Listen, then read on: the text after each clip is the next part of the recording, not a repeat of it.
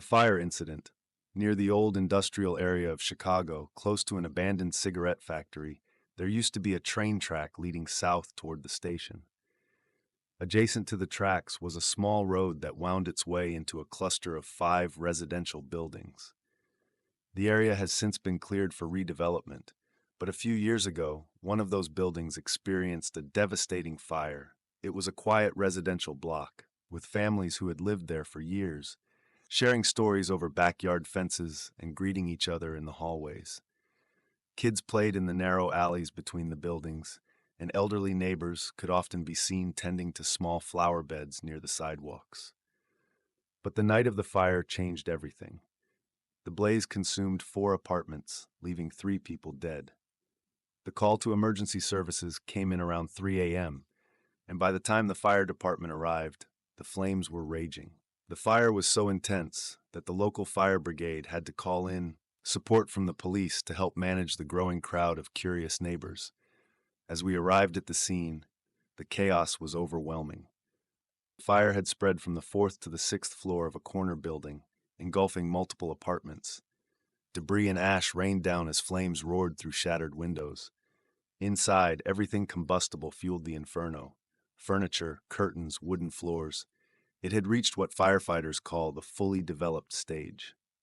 At this point, controlling the blaze was nearly impossible.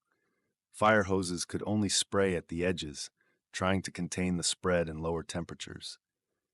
The heat radiating from the building was so intense that even standing 50 feet away, it felt like being in front of a furnace. One of the tragic realities of a fire is how unpredictable and deadly it can be.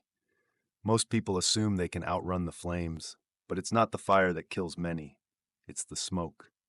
Toxic gases fill stairwells and hallways, disorienting anyone trying to escape. Thick black smoke billowed out of every window, carrying the acrid smell of burning plastic and wood. It clung to everything, making breathing difficult even for those standing a block away. The crowd watched helplessly, many clutching their children or comforting distraught neighbors as the inferno consumed more and more of the building. In one particularly heart-wrenching moment, a young man made a desperate gamble. He opened his door, hoping to outrun the fire. The sudden influx of oxygen caused a backdraft, a mini explosion. Witnesses saw his silhouette flung through a window. He landed on a carport below, his body charred. Attempts to revive him were futile. His body lay there, a stark reminder of the fire's indiscriminate cruelty. Another poignant scene was a young woman screaming for her boyfriend, the one who had just jumped.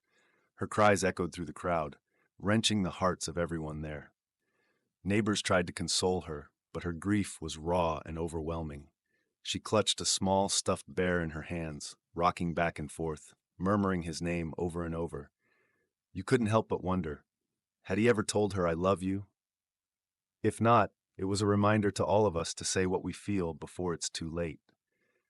The fire department's captain was on a loudspeaker, directing the rescue efforts and urging trapped residents not to jump. His team braved the flames repeatedly, rescuing people one by one.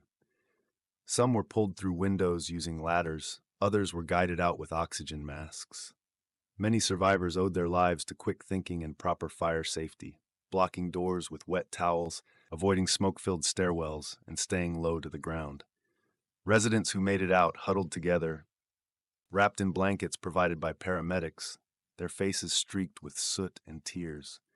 A mother held her toddler tightly, whispering words of comfort as paramedics checked them for injuries. By the time the fire was extinguished, 3 lives had been lost, including the young man who jumped. The investigation later revealed that the fire started due to a short circuit in an overloaded power strip. It was a grim reminder of how fragile life is and how easily disasters can strike.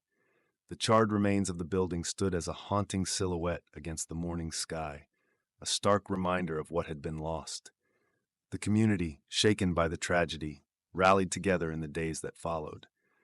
A makeshift memorial sprang up near the site, with flowers, candles, and handwritten notes from neighbors and strangers alike. Local organizations held fundraisers to support the survivors and the families of those who had been lost. For weeks, the story dominated the news, a sobering reminder of the importance of fire safety, Standing there amidst the ashes, I couldn't help but reflect on the fragility of life and the importance of preparation. Fires don't discriminate, and their devastation is universal. That night, I went home and told my family I loved them. I'd seen enough to know you don't always get another chance.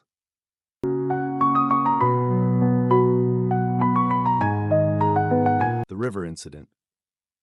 Back when I was in high school, my friends and I loved to hang out by the Hudson River in New York. There was a little dock by the shore, perfect spot for late-night talks and dares. It became a kind of ritual for us, a place where we shared our fears, hopes, and plans for the future. The river was calm during the day, reflecting the golden hues of the sun, but at night, it turned into an inky expanse that seemed to swallow everything. One summer evening, we decided to test our swimming skills by racing to the old bridge support columns and back. It was meant to be a fun challenge, but things took a strange turn. We jumped into the river one by one. The first few of us swam effortlessly to the columns and returned, laughing and splashing. The air was filled with the sounds of our cheers and the gentle lapping of water against the shore. But when it was my turn, something felt off. As I got closer to the columns, the water turned eerily cold. My muscles stiffened and I struggled to keep going. The silence around me was deafening, broken only by the sound of my own labored breathing. That's when I saw it, a shadowy figure crouching on one of the columns. It looked like a large animal, covered in dark fur, watching me intently. My heart raced and panic set in. I turned and swam back as fast as I could, my form breaking down into desperate strokes. My friends pulled me out, confused by my pale face and trembling hands. I tried to explain what I saw, but they brushed it off as exhaustion or imagination. Maybe it was just a raccoon or a trick of the light, one of them said. But I couldn't shake the feeling of those eyes watching me, unblinking and menacing. I shivered as I sat on the dock, my towel wrapped tightly around me, trying to convince myself it was nothing. Later that night, I couldn't shake the image from my mind.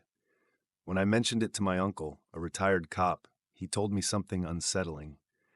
Over the years, there had been reports of strange sightings near that bridge, and even a few drownings. The water police had once pulled out what looked like an escaped pet, a monkey of all things, but nothing ever came of it. My uncle's serious expression made me uneasy. He wasn't one to believe in tall tales, but his tone carried a hint of concern. The next day, curiosity got the better of me. I went back to the dock, but this time I stayed on land.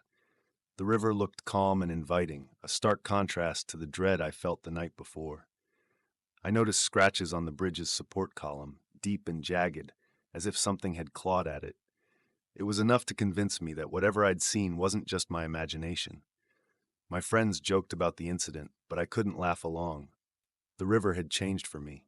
It no longer felt like a place of solace, but a reminder of something unexplainable. I never swam near that bridge again, but every now and then I think back to that shadowy figure. Maybe it was just a raccoon. Maybe it wasn't. Whatever it was, it left an impression I'll never forget.